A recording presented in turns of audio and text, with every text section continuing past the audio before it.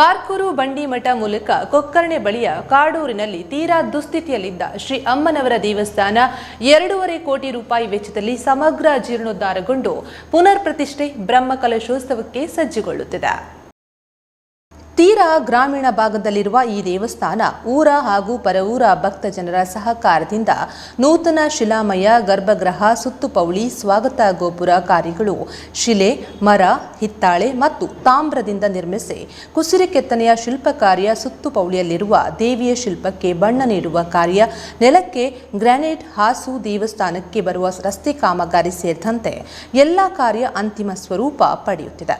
ಪೂರ್ವಾಭಿಮುಖವಾಗಿರುವ ದೇವಸ್ಥಾನದ ಸುತ್ತುಪೌಳಿಯ ಎಡಭಾಗದಲ್ಲಿ ಕಲ್ಲುಕುಟಿಗ, ಬಲಭಾಗದಲ್ಲಿ ನಾಗಸ್ಥಾನ ಇದ್ದು ಪ್ರಕೃತಿ ದತ್ತ ಪರಿಸರವನ್ನ ಉಳಿಸಿ ಬೆಳೆಸಲು ಹೂವಿನ ಹಾಗೂ ಹಣ್ಣಿನ ಗಿಡವನ್ನ ನೀಡಲಾಗಿದೆ.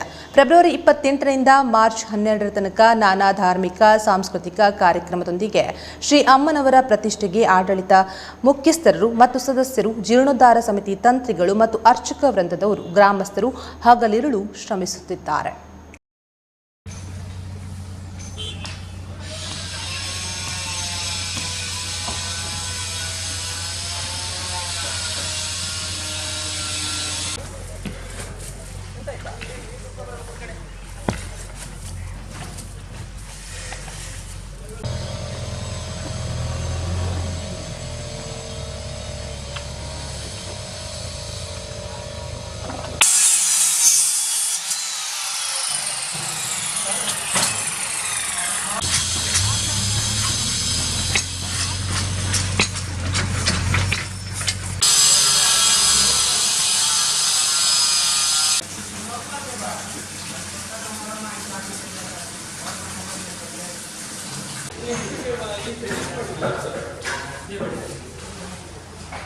Yang